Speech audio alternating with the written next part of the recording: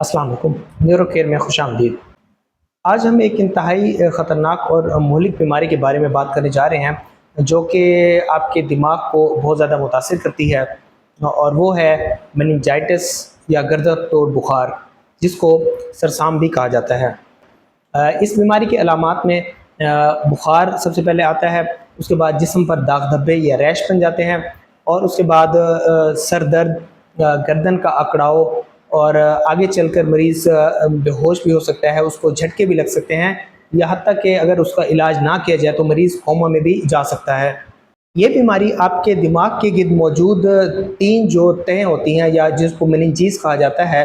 या उनको ये मुतासिर करती है, और उनमें या तो उनका इन्फेक्शन हो जाता है या उनकी सोजिश या इन्फ्लेमेशन हो जाती है। और इसमें जो है इसकी काफ़ी सारी वजूहत हो सकती हैं उस इन्फेक्शन की या उस सोजिश की, जिसमें सबसे पहले बैक्टीरिया आते हैं, फिर उसके बाद वायरस आते हैं, और इसके अलावा फंगस से भी हो सकता है ये। और इन्फेक्शन के अलावा भी कुछ ऐसी कंडीशन भी हैं जिनमें ये हो सकता है, जिसमें ये जो दिमाग की झिल्लियाँ हैं, इनको अगर कोई चीज़ इरिटेट कर रही हो या इनको कोई चीज़ सोजिश का बायस बन रही हो, जैसा कि ब्रेन हेमरेज में भी या सबएरेक्नॉइड हेमरेज में भी ये चीज़ हो सकती है। इसकी अलामात तो हमें पता चल चुकी हैं कि इसमें मरीज़ को बुखार होता है और रैश बनता है, साथ में उसको सर दर्द और गर्दन का अकड़ाव हो सकता है इसमें। अब इसकी वजह पे चलते हैं कि इसकी आखिर क्या वजह होती है कि जिसकी वजह से ये हो सकता है, ये कैसे फैलता है, ये जो बीमारी है मेनिंजाइटिस ये कैसे फैलती है, और किन अफराद में ये ज़्यादा होने के चांसेस होते हैं, कौन से ऐसे अफराद हैं जिनको ये बीमारी ज़्यादा मुतासिर करती है या वो इसका शिकार ज़्यादा हो सकते हैं आम आदमी की बनिस्बत। तो उनमें वो इंसान शामिल हैं जिनमें किसी वजह से उनका मुदाफ़ती निज़ाम या इम्यून सिस्टम कमज़ोर हो गया हो, जिसकी काफ़ी सारी वजूहात में एक तो शुगर है, शुगर के शिकार अफराद भी हो सकते हैं, और इसके अलावा छोटे बच्चे जिनमें मुदाफ़ती निज़ाम सही तरीके से बना नहीं होता, और बेचारे ऐसे बच्चे भी जो कि पैदाइशी तौर पर जहनी माजूरी का शिकार यानी जो CP चाइल्ड हैं, वो बहुत ज़्यादा इस मर्ज़ से मुतासिर हो सकते हैं, उनमें चांसेस ज़्यादा होते हैं। और ये कैसे फैलता है, जो इसका वायरस है या इसके जो बैक्टीरिया है या जो फंगस है वो कैसे फैलता है, वो आम तौर पर जो इंसान सेहतमंद होते हैं जिनमें ये जरासीम वैसे मौजूद होते हैं और बीमारी की वजह नहीं बन रहे होते, तो उनसे दूसरे ऐसे अफराद जो कि कमज़ोर होते हैं, जिनकी इम्यूनिटी वीक होती है, उनमें ये जरासीम एयर के थ्रू यानी हवा के थ्रू, अगर किसी ने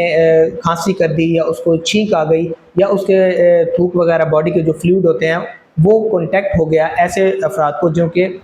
इसके शिकार हो सकते हैं, तो उनसे ये दूसरे अफराद को मुंतकिल ये जरासीम हो सकते हैं और उनमें गर्दन तोड़ बुखार या मेनिंजाइटिस का बाइस बन सकते हैं। अब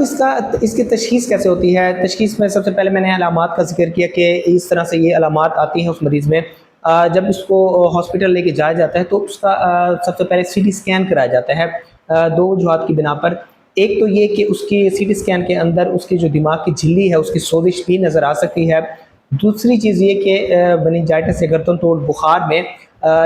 दिमाग के अंदर का जो पानी है CSF जिसको कहते हैं, वो उसकी मिक़दार बढ़ना शुरू हो जाती है, तो वो भी हमें उसमें मिल सकता है।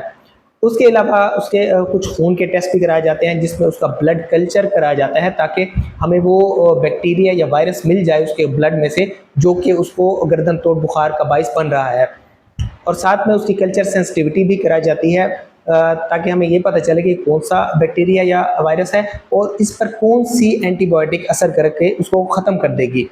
अब इसमें एक निहायत ही अहम चीज़ जिसके बारे में बहुत सारे गलत मफरूज़े भी मशहूर हैं, उसका मैं ज़रूर जिक्र करता चलूँगा, और वो है कि जो कमर से पानी निकाल के LP के ज़रिए जो पानी CSF निकाल के उसका जो मुआयना किया जाता है, कराने के लिए भेजा जाता है, तो उसके बारे में तरह तरह के गलत मफरूज़े मशहूर हैं कि जी ये इससे मरीज़ को नुकसान होता है, मरीज़ की हालत बिगड़ जाती है। तो ऐसा कुछ भी नहीं है। 3 वजूहात की बिना पर ये मरीज़ के लिए बहुत ज़्यादा फ़ायदेमंद होता है इस मर्ज़ में। नंबर 1 ये कि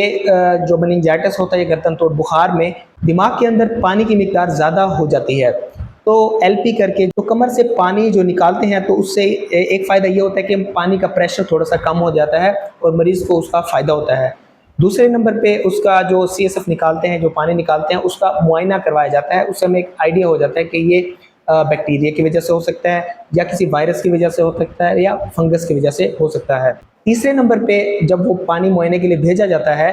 तो उससे कल्चर और सेंसिटिविटी पता चलती है। कल्चर से हमें वो ऑर्गेनिज्म, वो बैक्टीरिया या वायरस हमें वहाँ से उसको हम निकाल लेते हैं, और सेंसिटिविटी से ये पता चलता है कि कौन सी एंटीबायोटिक या एंटीवायरल मेडिसिन से ये मर जाएगा, ये बैक्टीरिया ख़त्म हो जाएगा और मरीज़ को फ़ायदा हो जाएगा। अब चलते हैं इसके इलाज की तरफ। तो इलाज में सबसे पहले मरीज़ को हमने हॉस्पिटल में एडमिट कराना होता है, उसको अस्पताल में दाखिल करना होता है, क्योंकि इस बीमारी का इलाज घर पर बिल्कुल नहीं हो सकता। अस्पताल में दाखिले के बाद उसको कुछ ऐसी अद्वियात दी जाते हैं जिससे उसका बुखार कम हो जाता है। और साथ में अगर मरीज़ बेहोश है तो उसको आईसीयू में दाखिल किया जाता है ताकि उसकी ज़्यादा अच्छी तरह से ट्रीटमेंट हो सके, उसकी मॉनिटरिंग हो सके। इसके अलावा मरीज़ को साथ के साथ एंटीबायोटिक्स और एंटीवायरल जो मेडिसिन है वो फ़ौरन स्टार्ट करा दी जाती हैं, और जब तक कि उसके रिज़ल्ट आते हैं कल्चर सेंसिटिविटी के, तो उसके मुताबिक फिर इन अद्वियात को बदल दिया जाता है। इसके अलावा अद्वियात में स्टीरॉयड भी इसमें बहुत ज़्यादा फ़ायदेमंद होते हैं। जो डेक्सामेथासोन है वो इस्तेमाल किया जाता है मरीज़ की बेहतरी के लिए। और इसके अलावा साथ साथ में मरीज़ की फिजियोथेरेपी भी फ़ौरन स्टार्ट कर दी जाती है, चेस्ट फिजियोथेरेपी ख़ास तौर पर, कि उसको कुछ छाती का इन्फेक्शन ना हो जाए। ऐसे मरीज़ों में छाती के इन्फेक्शन होने के चांसेस बहुत ज़्यादा होते हैं और वो मरीज़ को कॉम्प्लिकेट कर देते हैं, उसका अस्पताल में स्टे बढ़ जाता है या खुदा न खास्ता मरीज़ की हालत बिगड़ भी सकती है। और इसमें जो दिमाग के अंदर ज़्यादा पानी होता है, जो हाइड्रोसेफलस होता है, उसका ट्रीटमेंट भी किया जाता है। उसके दो तरीके होते हैं, या तो मरीज़ की जो स्कल है या उसकी खोपड़ी में एक सुराख करके वहाँ पर एक नाली डाल दी जाती है जो कि एक्स्ट्रा पानी बाहर निकालती है, और दूसरे नंबर पर उस नाली के ज़रिए हम मरीज़ को अद्वियात भी डायरेक्ट दे सकते हैं जो कि उसको ज़्यादा फ़ायदा पहुँचाती है एज़ कम्पेयर टू कि हम उसको रगों के ज़रिए जो अद्वियात देते हैं। तीसरे नंबर पे उसका जो ज़्यादा पानी है वो भी उस नाली के ज़रिए निकाल दिया जाता है। अब आखिर में चलते हैं एक बहुत ही इम्पॉर्टेंट और अहम सवाल की तरफ, कि क्या गर्दन तोड़ बुखार से बचने का कोई ऐसा तरीका, कोई ऐसी वैक्सीन भी मौजूद है कि जिसको अगर लगवा लिया जाए तो इससे इंसान बच सकता है? तो इसका जवाब है जी हाँ,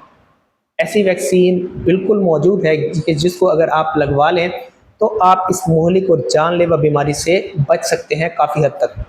और जिसका नाम है न्यूमोकोकल वैक्सीन। और मज़े की बात यह है कि पाकिस्तान में 2005 के बाद से तमाम बच्चों को गर्दन तोड़ बुखार की वैक्सीन लगाई जाती है। अगर आपने वो वैक्सीन नहीं लगवाई हुई तो ये वैक्सीन का मैं शेड्यूल बता देता हूँ, वो आप लगवा लें तो आप इससे इम्यून हो जाएंगे। इसमें सबसे पहली वैक्सीन का नाम है वो है PSV13, जो कि तकरीबन बाहर से 5500 रुपये की मिलती है,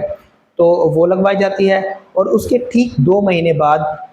न्यूमो 23 नाम की वैक्सीन जो कि तकरीबन 1200 रुपये की है वो लगवाई जाती है। और इस तरह से एक इंसान जो है वो इस बीमारी से काफ़ी हद तक महफूज हो सकता है ये वैक्सीनेशन करा के। अगर आपको इस बीमारी के बारे में मज़ीद कुछ जानना है तो नीचे कमेंट्स में भी आप पूछ सकते हैं। इसके अलावा हमारा व्हाट्सएप नंबर भी नीचे दिया गया है,